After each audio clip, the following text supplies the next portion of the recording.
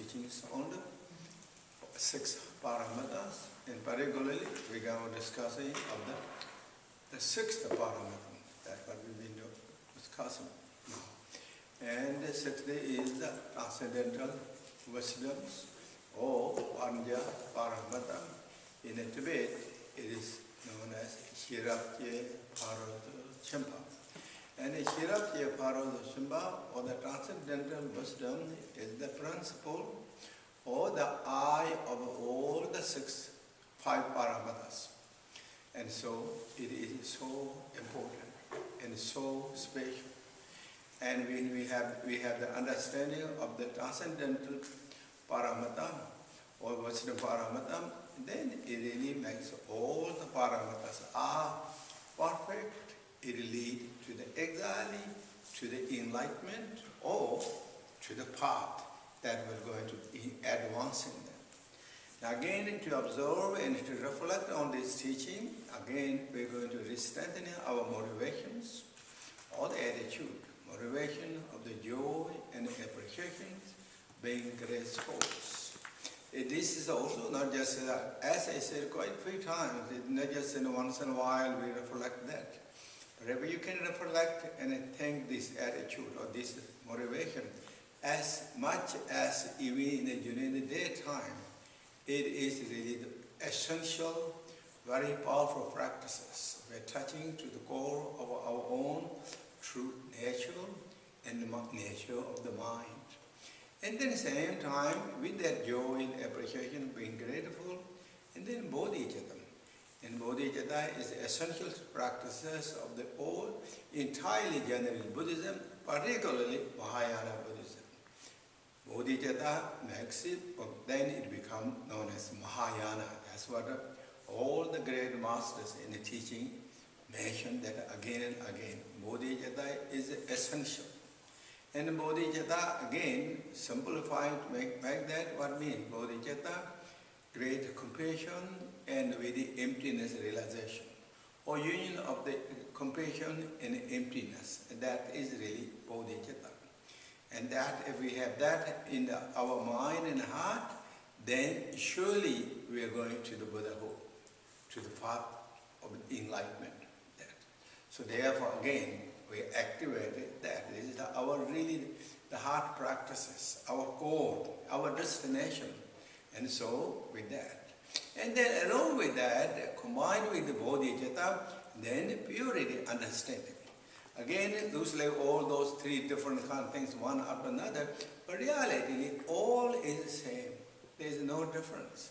When you have the perfect bodhicitta, then it becomes the mandala of the loving kindness and compassion.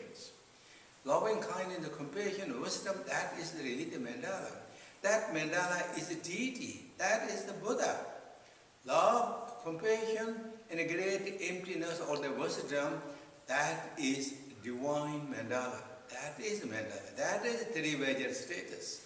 So it's just another perspective, another understanding to exploring and glorifying our innate nature and realization. So again, and this is again very powerful practice of the skillful means and Vajrayana teachings, 3 Vajra status. Again we activated those. With those thoughts, and then now we go to the Prajnaparamita. Prajnaparamita is the essential practices, as I said so many times, and you know, every teaching mentioned, this is really the essential practices. And Prajnaparamita is, now when we say more kind of like to target it and to highlight of the wind as a practical level, then Prajnaparamita is divided into 3 sections as we went here studying. And those are known as the studying, contemplating, and practicing or the meditation. Meditation. And I'm using also practices to terminology, adding that. But practice or the meditation is the same. And that. So among that 3, this is 3 lady wisdoms. But that wisdom, how we gain that wisdom? That wisdom gains. First we have to study. That is starting. By studying, knowing the meaning, word meaning, and the meaning of the teaching or the whatever you study, That is wisdom of studies. Then after you understood the meaning and word meaning and it is a meaning, then you begin to also now contemplate on that, analyzing and kind of expanding knowledge with the, again, from the teachings, from the masters, or from the book, or from your friends, or whatever, expanding the knowledge, or Sangha members, expanding the knowledge, something that we got really tangible knowledge in our heart, in the mind, or in the brain. That is known as the wisdom of contemplations. And so that is the really wisdom of contemplations. As you understood of the wisdom that comes by contemplating and through the also studying and listening, now you begin to really practice. Practicing is, now you're really doing this, not just keeping that as intellectual knowledge, but you are going to absorb that teaching into the heart and make yourself realize that, not just intellectually and theoretically, but bring that understanding, bring that realization vividly in our mind or our wisdom status. That is known as wisdom that comes from the meditation. So this is one after another, is all connected. Now since wisdom is so important, and wisdom that also means, as I said earlier, and you all know, it's knowing the exactly where things are. Exactly where things are. That is nothing higher state, nothing lower status, or deprecated or lowered, underestimated or overestimated. Simply direct as it is. So that means to understand the whole knowledge we're trying to bring understand if you can, or if you can. And in order to do that, and then in the Buddha teaching, is always for the frames of the two truth. You all know, we all heard so many times, two truths. Two truth is what we're going to bring understanding through the wisdom, through the studying, through the contemplating, through the meditation and the practices. That is really the true truth. So true truth is what we're going to understand. True truth encompasses both samsara and nirvanas. That everything is within true truth. For those reasons, in the teaching also often mentioned, Nagarjuna said, all this, everything, all the entire Buddha teaching can be summarized into two truth, which is two truth are relative truth and absolute truths. So now, that means we're trying to really know exactly what is relative truth, what is absolute truth. That is really the knowledge. How are we going to know that? That is we're studying, contemplating, and meditating and practice. Explore the meaning as it is. That is true truth. Now, true truth, of course, you all know, we all heard, at least the name we heard so many times. So true truth are, in Tibet, Kunzu Je Demba and Tondam Je Demba. That is the true truth.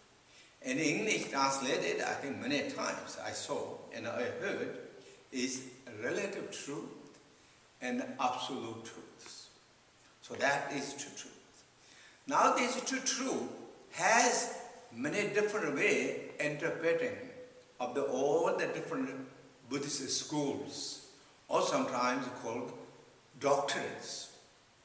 What are those? Such as Vibhashikas, Shuddhantikas, mind-only schools, and Madhyamaka schools.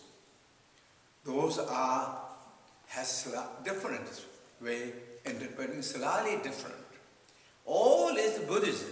All is like Buddha, following the Buddha teaching, but slightly different explaining.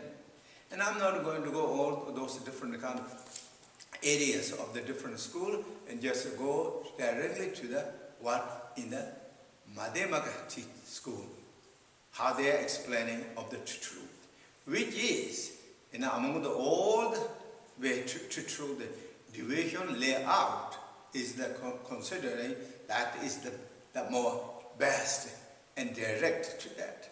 Of course, each school of those different school also lay out there is point is the exactly where things are. That's it. There's nothing really much big contradicting to that, but according to what all the great masters in Tibetan Buddhism are mentioning, the Madhyamaka way of the establishing and the discovering and pointing out the truth is the best. That is more directed. So now we go over to truth briefly of that.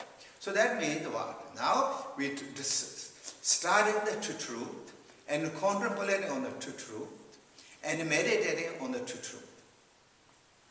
Then if we do that, then we really like, and that combined with all the other paramatas, such as all the 5 paramatas, if we combine together, then it really leads us to the enlightenment, to the Buddhahood.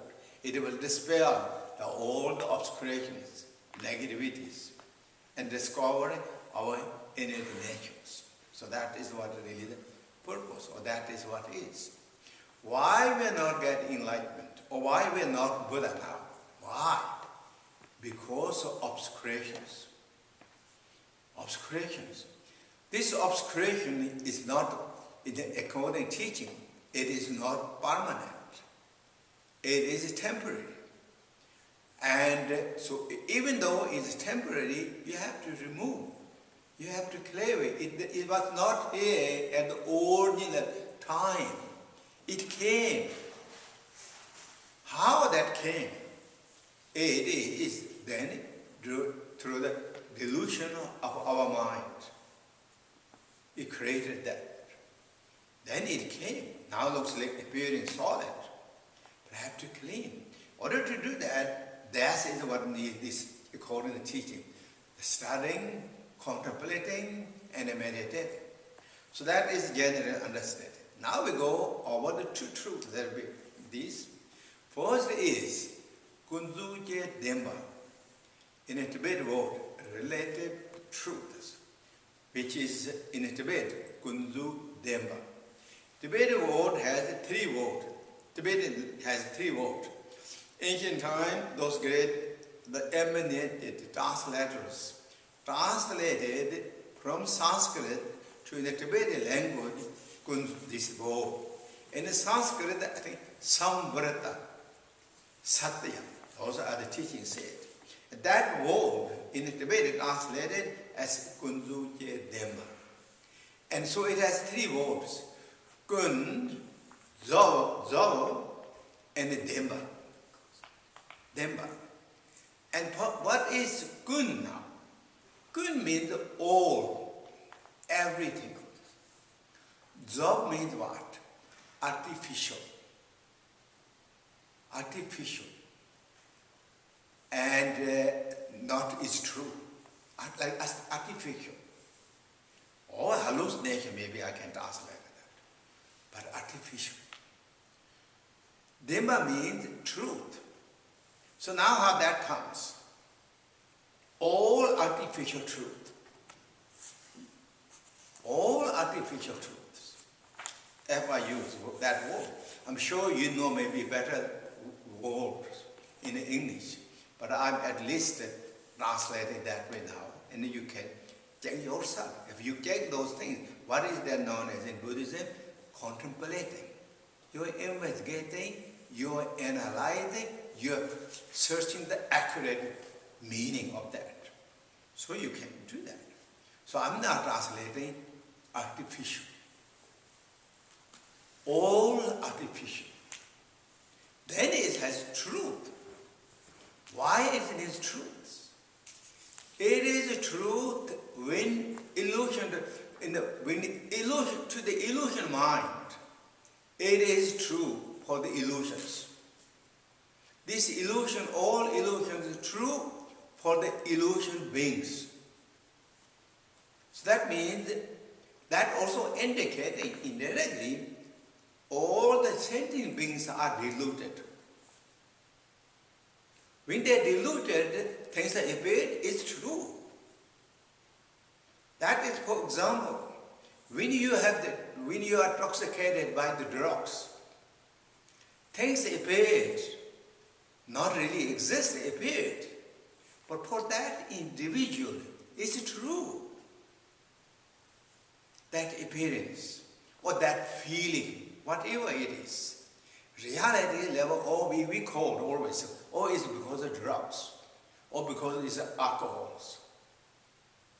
But even though it is, for that individual, it is really true. Therefore, same way, this all illusion is true for the illusory beings. In which sense is true? For the functionings.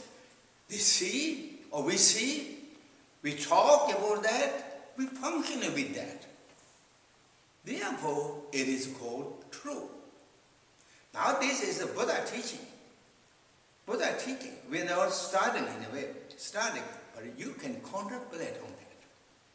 It's true or not. That is known as the contemplatives. Gracious teacher Buddha Shakyamuni himself said, you don't have to believe what I said. You investigate, analyze, put analytical, examine that. So you can examine, but that is what is known as relative truth, which is translated into English. Relative.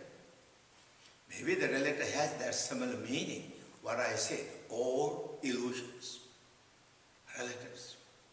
Truth, then is truth. Now the second one is absolute truth. In a Tibet, it translated again those emanation great translators in the 8th century. Dondam che demba. In Sanskrit, I heard is Brahma Art Satyas. Brahma Art. And that which translated into Tibet, Dondam che demba. And what again, there is 3 words. Don, Tam, and Demba. Don means again meaning. Meaning, and Tam, D-O-N, Don. That's what they are, Don. And of course, there may be similar kind of accents too. Don and the Dam, D-A-N, Dondam. Then Demba, D-E-N-B-A, Demba. So Don means meaning.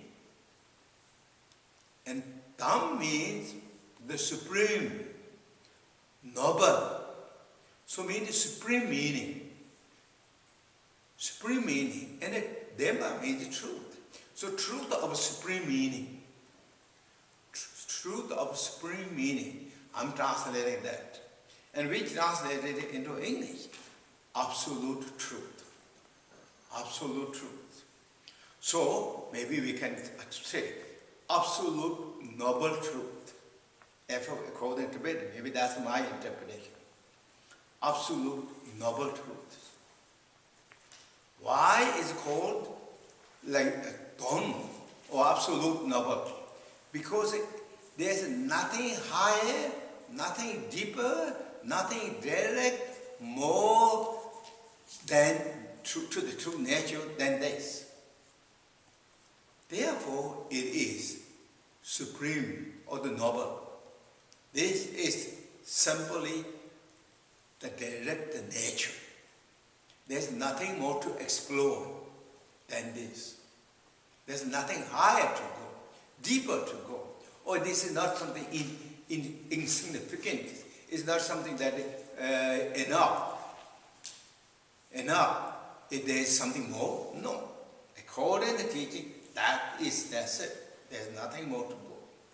And this is, when you go to realization, this you will gain the supreme meaning, supreme benefit. It really brings the perfect benefits. For that reason, it is supreme meaning, the ultimate meaning, ultimate goal. Then what is called Dharma? Because this is truth, it's never going to change. It remains as it is. For those reasons, what in the teaching said, whether Buddha came to this world and gave the teaching of the Prajnaparamita, that's not going to improve the absolute meanings. What great nature. When Buddha did not come to this world and give not any teachings, that will not decrease or disqualify the nature.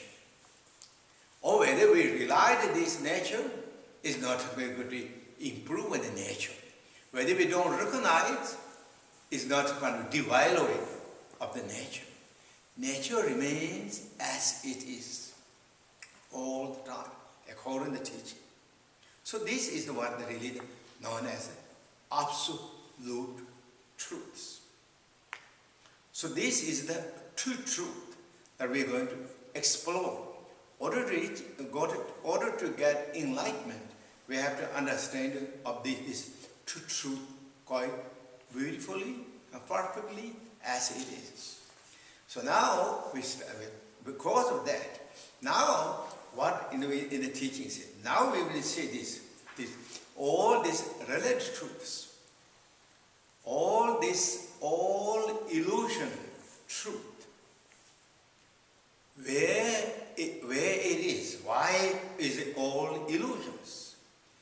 Because according to the teaching, they are not permanent, they are not solid, they are not concrete existings, they are merely display of on the space.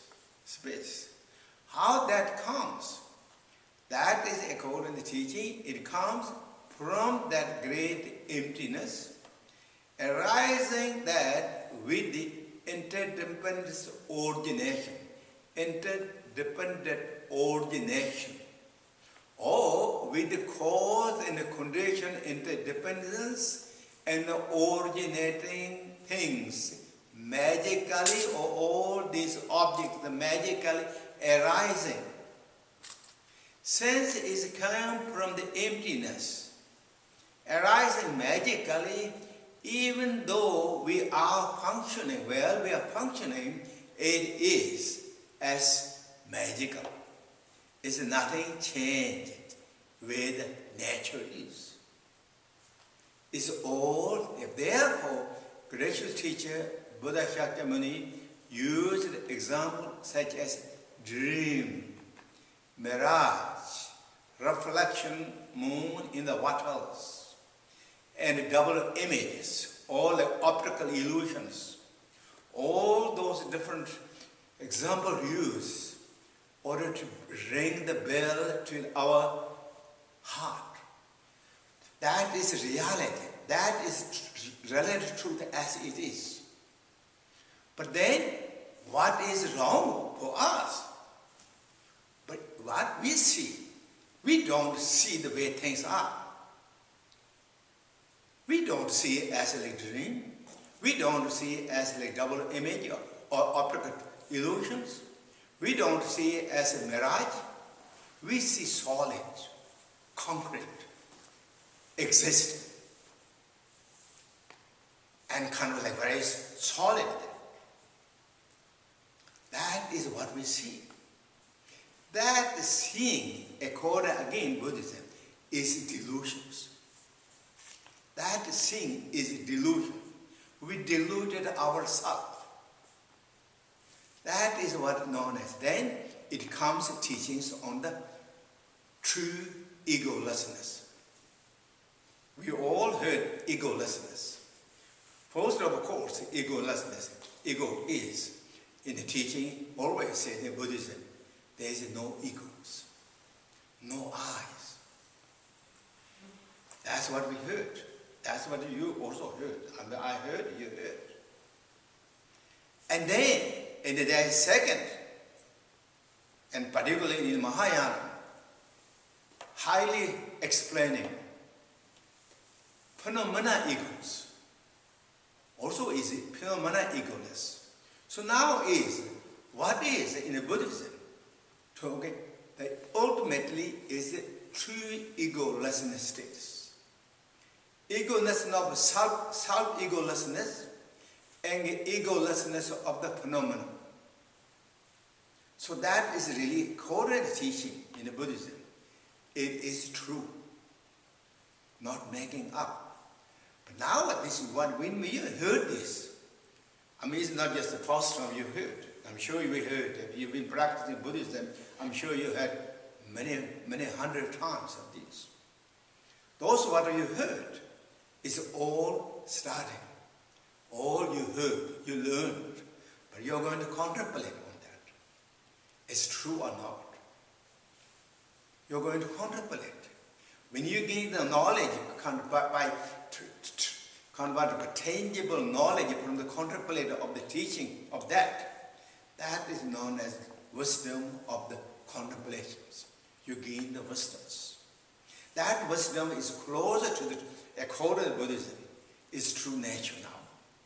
It is intellectual, is theoretical, theory, but yet is close to the way the nature is. So we're getting like almost like twilight zone of the enlightenment. From the darkness coming, we're now the dawn coming. Even though it's not completely fully shined, fully glorified and clear bright, but we are in the twilight zone, and we got understanding of that is kind of really true as it is. So that is known as contemplating. So now the first we think of these two egolessness. First is of the we think there's two ego, and now the what's called in Tibet, Chu Jibda, Kansa Jibda. Kansa Jibda is a self-ego. Individual ego, Kansa Jibda. Chu Jibda, I'm translating phenomena egos. And this is also known as what? If we add to another word with that. Chuje Danzi. Kansa Danzi. Chuje Danzi means clinging on the phenomena egos. And second is Kansa Danzi. Clinging on the individually egos.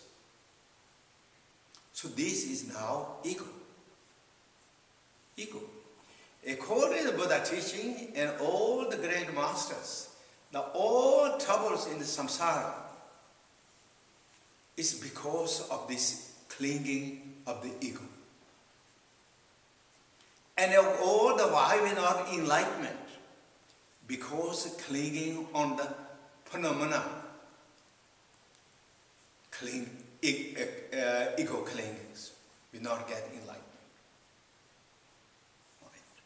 Or in the teaching, somebody says that when clinging to the self-ego, clinging to the self-ego, ego or clinging on the self-ego, it is preventing our liberations. Clinging to the knowledge or the phenomena ego, it will prevent our omniscience of the Buddhahood. That's what it is in the teaching said. Those are now really in a way, what we're talking now is in a way the heart philosophy or heart teaching of the Buddhism. The philosophy. When you meditate, what we meditate? We meditate the egolessness. Not necessarily we think, oh, there's no ego. And we're not thinking of the negation state of that, but we really meditate it, maintain it on that free from the egolessness status. Without any reference points. That means what? I'm pointing that reference point means there is nothing reference point over the existing, non-existing, neither and either. You know that terminology. You heard it so many times. I'm talking that. You're relaxing that. Clinging on the negation or the existing is clinging. Thinking of the existing is a clinging. Thinking of there's not existing is a clinging. And thinking of the day is like existing is clinging. Neither in it is not just a kind of playing game of the words. W-O-R-D. It's not playing the word or syllables. It is highlighting, touching to the point, the core, the keen, core, the nature. Any clinging, any reference point have to be released. Where it come from? Where it came from? What that means? To the great emptiness. It arises from the great emptiness. It's hovering in the great emptiness. Or if I use the more clear, precise word, it comes from the clear emptiness mind. It's hovering in the emptiness mind, or the space of the emptiness. Let it go back to the emptiness space of the mind. What do you hold? What do we hold? That's what really the teaching said. So therefore, this clinging is a fundamental obstacles to get enlightenment or to get liberations. What that means, liberations I'm using. And what in the teaching said, nirvanas. Nirvana is liberation status. So that means to remove, they have to remove, in order to reach the arhatahood, according to the Sharakayana, you have to release the ego clingings. You have to remove. Your clear way, where to remove? Again, to the emptiness. Remove. There is not hold, anything to hold. So that is really the, again, point. So now what I'm talking, this is what we're going to, as you learn, or as we learn, we're going to contemplate. Contemplating is the way to explore deep the meaning. Not just only Buddha said, Nagarjuna said, the great master Vajra Armor said, and all this and that thing. That we are also, great master Shendarati said, we really putting our own intelligence. That means we are also sharpening up our own intelligence, our wisdoms, our knowledges. What we need for when we do the meditation, we need to meditate. When we meditate, we're going to meditate with certainty wisdoms. Certainty wisdom that which is free from doubt and hesitation and skepticals. Clear, brilliant, free from the cloud of doubt and hesitation and skepticals, and then we meditate on that nature, and then we can explore the horizons of the great natures, beauties, both external and internal. So therefore, for those reasons, then it's so important, so crucial to explore. So now again, I go back to the two egos. First, the ego is what we said. The two egos. The self-ego and the phenomena ego or sub-ego. Then I said self-ego clinging and the phenomena ego clingings. So I added another word, clinging, clingings. Two words. Self-ego clinging, phenomena ego clingings. And where those egos are, those two egos are. These two egos are self-ego clinging is existing our own physicals or our own these aggregates. And the phenomena ego clinging to all the object of the senses, or five objects, all these phenomena objects, in other words. So they are how we hold, now how we cling. When we're clinging without clear knowledge. We're clinging without clear wisdom. We're clinging clear understanding. We're clinging with presumptions. We're not clinging because we see something and I hold. No, it's just presumptions. It's just kind of hoping in a way, expecting and thinking, oh, is that? And to what? With phenomena, self-ego clinging, I said 5 aggregates. In the teaching said, they kind of without investigating, analyzed with presumptions of the every sentient beings that are kind of holding the ego I or ego clinging to the continuation and the combination of the aggregates that all combine together. We hold. So that means we hold our ego with the continuation of our mind, and with the combination or with the combined together of the aggregates. That kind of chunk, that kind of heap, combined, then we just hold without investigating. That means without really clear understanding, with presumptions, thinking. But that is not the wisdom. That is the ignorance. That is a dullness. That is kind of hoping, kind of wishful hoping. It's not really the because there then we hold. It's not. Just presumptions. So therefore, in the Buddhism, the great teacher, Buddha Shakyamuni, all those great masters say, explore. Now because this I is so important for us. There's nothing more important than us. Unless you're a great bodhisattva, then we do the Kundalini practices, and Daji Nyamba and Daji Jeva, or that we discuss it, and you know those. But otherwise, ego is so important. It's standing firmly among all the groups, tall and beginners. Within the 100 people among the group, among that, I am the more important for me. We must say that. And we kind of let more politely say that, or I'm more important for myself. It's true. But what that I now? Where is that I existing? That is exploring. We do things all because I want happy, I want happy, peaceful. And my also then connected to the ego, I, or my friend, my family member, my belonging, my country, my this and that. And then we just bring so many things to because the I is the now center, ego is the center, and there is so many kind of like mandalas, antarajas of the mind, there's so many things. And then there is also, when we make that territory, and there is also something that we are going to push away.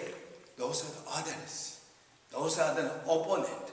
They are like different. They are not mine. They are not God. They are different from me. That kind of thing. We sorted out so many things that, but reality level, where they are, where that exists. And the reality level, now where is this I? I. And for that reason, I'm not going to talk too many things. You all know that in the teaching it says, first check with the body, 5 aggregates. Among the 5 aggregates first is what? The form aggregates. We check the where is my I, or my ego, or me. Where is me now? Is with this body, form aggregate, or with the outside, or with the between form aggregate and out and in, or between in and out. Check every aspect, whatever there is a way that you can check. That is known as in Buddhism, contemplating. This is known as contemplating. You're not just living as kind of blind and kind of cover up and presumed and just like that kind of wish-wash status. No, it's really examining exactly that. You're trying to explore the deep of the truth. Where the truth is. What is. Explore. So, see every aspect from the top of the head or the hairs, all the way to the toes, or sole of feet, from right to left, inside everywhere, where, and what the great Master Shantideva said, by the sharp weapon of the wisdom, well cut every aspect of the systems and find out Where is the I? Or where is this important ego? If you look everywhere, there is no great masters, no great scholar found in Buddhism. There is independent existing I at all. But you don't have to believe. We don't have to believe. You can look through yourself. Find out, where is that? Really? Where is that? When you don't find, then that is where it must be. So that means the I, then ego, or this important is not in the physical forms. Have you examined? Then you look at the other aggregates, feeling aggregates, perception aggregates, consciousness aggregates, or consumption aggregates. All those look one after another. But those all are mind. Simple is mind. Mental state. So where is the mind? Actually, where is the ego existing? In the mind. In the past mind, ego is existing on the past mind, or future mind, or present mind, or where? Now where? And that again, you look to that. Again, if you look and search, that no one, even Buddha, did not found I. And all the great masters did not found. There is no existing ego, independently existing I. You can look, again as I said, it's not just a kind of believing that, following blindfold. That's what the great teacher Buddha said, don't do. You examine. So now when you start to look through all that, and even maybe the modern times, machines, tools, whatever you can do, really try to explore. If you have the capability to do those high-tech companies and trying to explore, if there is trying to find that. When it's really found, then that is true. That is known as then what? It's known as when you don't find what it does, it will release immediately the clinging of the ego. It will, or at least softening of the clinging to the I. And then that is like when you're really find, you relax in that state. Then that is known as egolessness meditation. That means maintaining. What meditation means? Make familiar. What you discovered, you now make it more familiar. It's not just intellectually you understand now, that's enough. In the Buddhism, you really have to bring tangible realization, more stable realization. So that is really explaining of the egolessness or individually egolessness. Yes. And then phenomena egos. Again, phenomena ego is what? That means what? Actual phenomena. And there is phenomena ego means we cling to everything. We hold everything. We hold every object. When we think again, without kind of like any analyzing or any kind of clear knowledge, we presumed that existing, and where we think, or it came like that from the beginner's time. Kind of, we just really hold, put that nominations, but it nominated that. We combined with the name and the form and the structure all together. What that means? Name means, for example, this table. We call this table, right? We all call this a table. This table is name. This name and this formation is now combined together. We call the table. And where we hold, it's kind of existing, truly existing, tangible existing. Or we say building. Building is a name. But that is structural, that formation, that name and that structure combined together, and then we hold as a building. It's true that. But what we're holding is we think is like kind of solid. We think building is kind of like building and solid. It's stable, it's carved, it is that. But reality level, what is this? It's a display, according to Buddhism. It's a display of the interdependent, interdependence origination, display. That includes ourselves too, our body, all this. It's just a display of interdependent. Cause and condition combined together, and then the arising things magically within the space of the emptiness. Within the emptiness. So this building, for example, not just came like this building from the beginner's time. It is so many things to make this building. Cement, brick, iron, bar, and then so many other also things. And the labels. And that also each of those have to be not just came solid. It has so many things combined, and all the way they produce, the way they did, and not just one is, and it just really kind of all group works of the so many directly, indirectly, cause and condition formed this building. This building. And the building itself is like display of the illusions. It is like, in a way, it's a mirage house, it's forming. It's not really solid existence, solid. Therefore, it has got old, it got decayed, it got damaged, because it's not solid, it's combination. There's nothing really to hold as like a name with a form and then hold that. There's nothing such existing that is. All is like, again, illusions.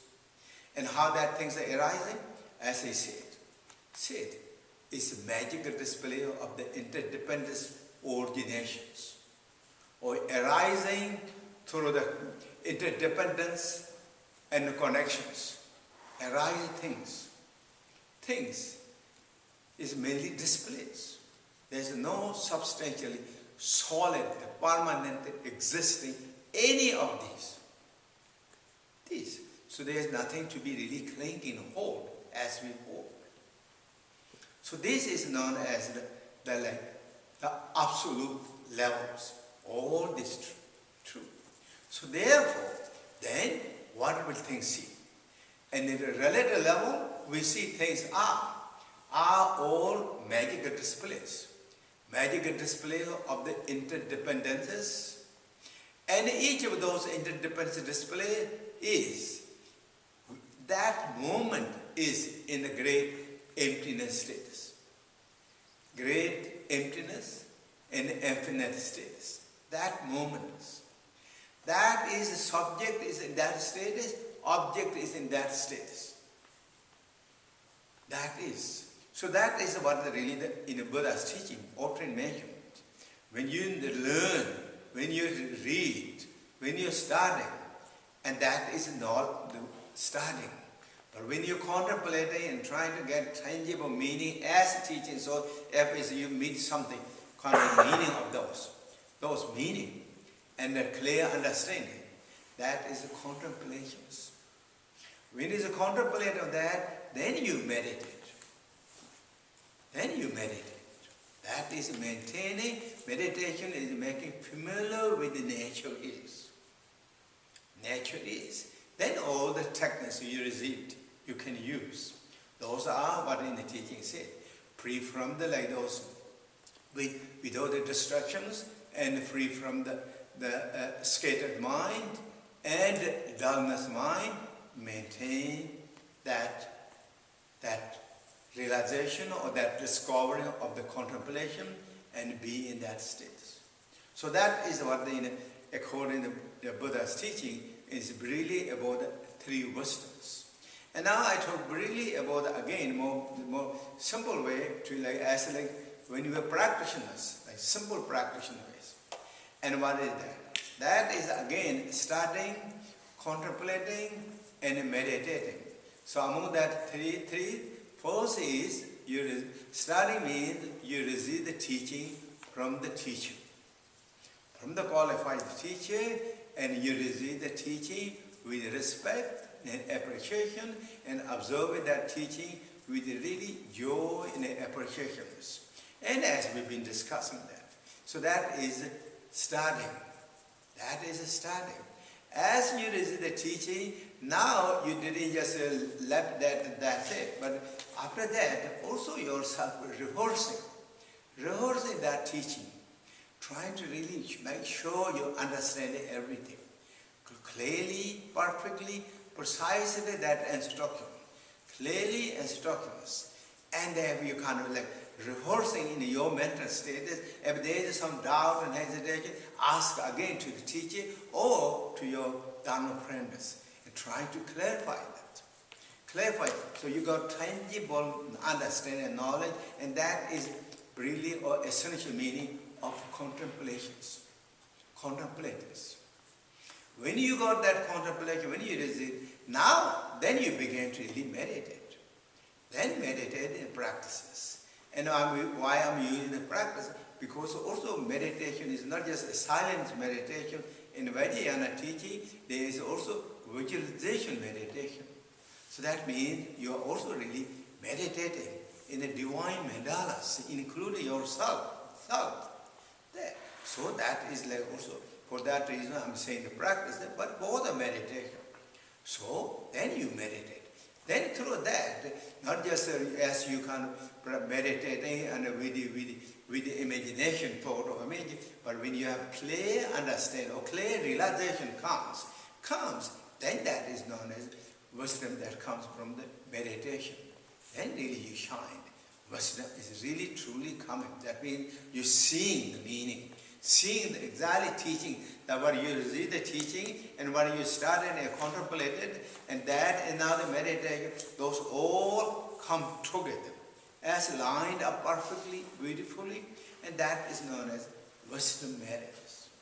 Wisdom marriages are all wisdoms. Wisdom comes from the meditation.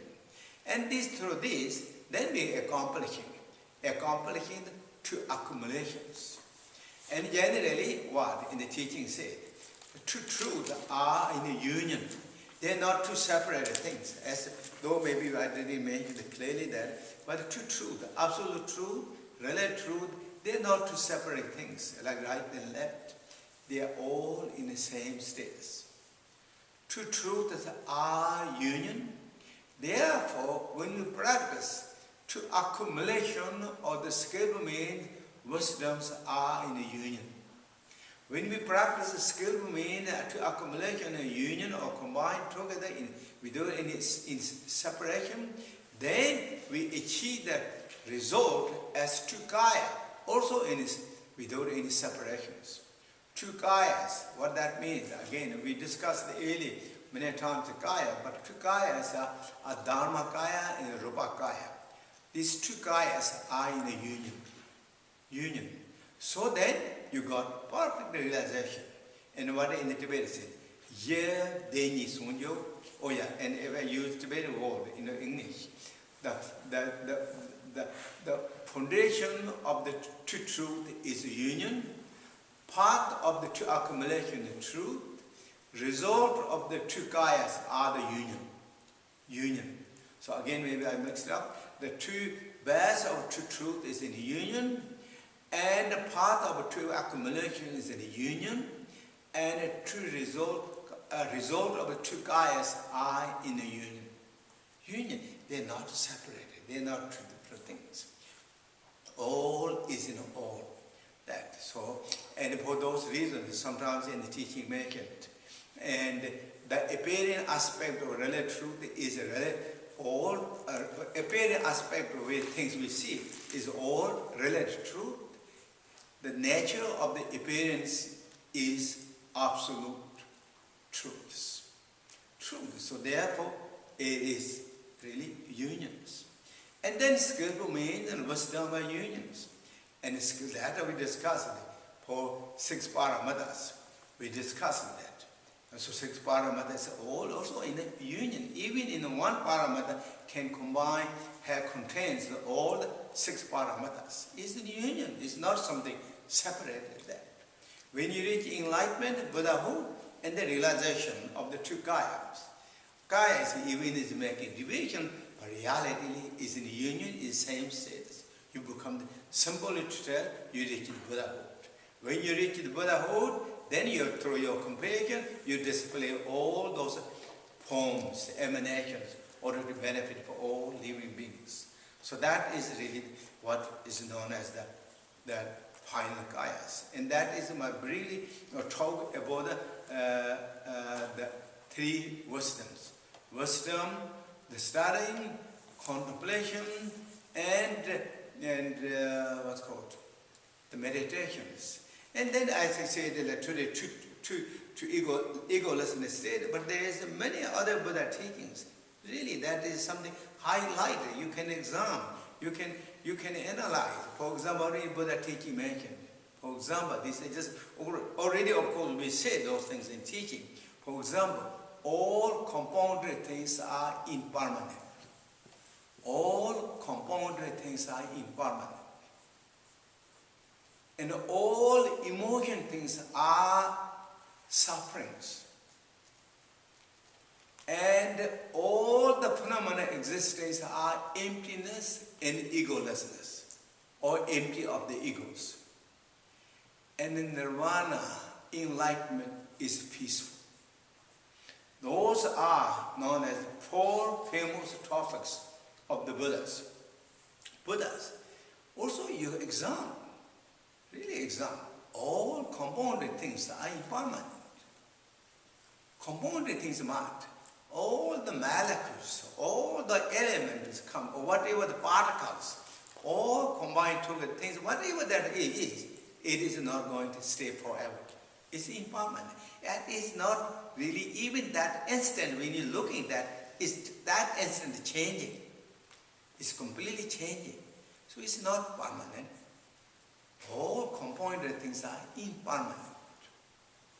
That means the mountain, sun, star, earth, ourself, subject and object, all is compounded because all is combined with many particles.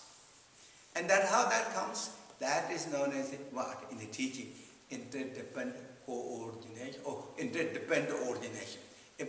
Interdependence ordination. Merely interdependent ordination display, or display of the merely interdependence ordination. Merely. That means it's just merely formed by that. Reality, there is no structure, solid. It's all. It's best in the emptiness, it's within the emptiness, it's going to dissolve with the emptiness. Emptiness. Compounded. Reflect the mind to that. Is true or not? All the emotions are sufferings. That means emotions means all this mind, negative emotions, all these emotions, everything. If things were developed like this, is really is in the teaching it says Sapye Tamche Donghar. That means all the maybe in other words, combination of the karma and the emotional activity is challenge and difficult and sufferings. Those are in the teaching on the relative levels. Relative truth. Again, reflect mind. See is it true or not. Reflect. And then, Chutamchi Dongyal Rinpoche. That is like all the phenomena are empty and free from the egos. Or free from the ego, Dhamma. That is absolute teachings. All phenomena, there is no substantial solid existing. That name, that form we created. Everything we created. The deluded mind created it. It's not something came from the originally that. It's therefore it's empty.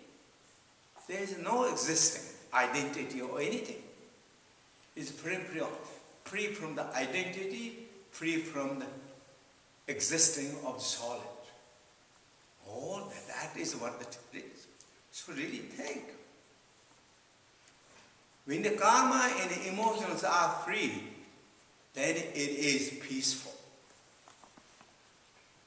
When negative emotions and activity of that negative emotions when are freed, then it is peaceful. Peaceful.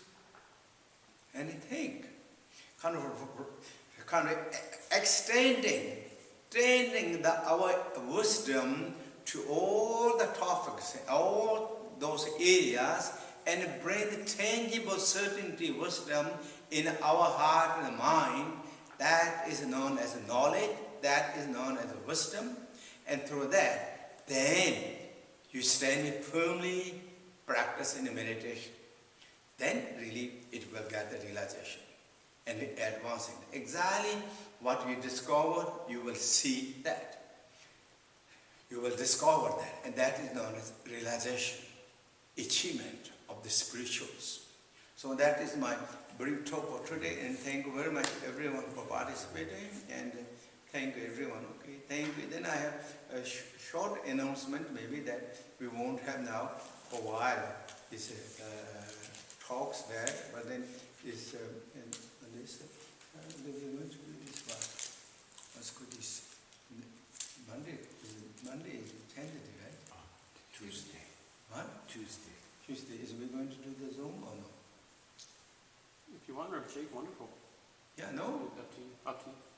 Yeah, then we do this. So this we won't have anything for a while. But this Tuesday is then Guru Rinpoche's day. So then again we will do those people who have time. Of course, during this weekday and it's a walking day. If you have time, please join us, and then we do together the Guru Rinpoche practices, Guru Rinpoche day. So practice of that, and then that, and also I just thought to tell that in our Dharma centers in the Nashville and Tennessee, they are opening on the internet or the Zoom Heart Sutra practices every, I think, Tuesdays, I think, right? Tuesdays. So if you can join that, it's really wonderful. Practice on the Heart Sutra is practice on the absolute wisdom practice, or what we talk transcendental wisdom practices. That's how we started from the beginning. In inexpressible and inconceivable, Prajnaparamita, unborn, unceasing, absolute by nature like the sky. That's what we are really practicing. And then even though it's the absolute nature in all that, but it will recognize by the pristine cognition of one's own awareness can recognize and realize. That means it will bring the wisdoms too. Wisdom of the profound meaning of the absolute truth, but same time the clarity of all the wisdoms will arise with these. So this is like Heart Sutra practice is really the heart of all the Prajnaparamita teachings that Buddha give. And those are known as 100,000 strands of the Prajnaparamita teaching that combined on this Heart Sutra. According to Vedic teaching,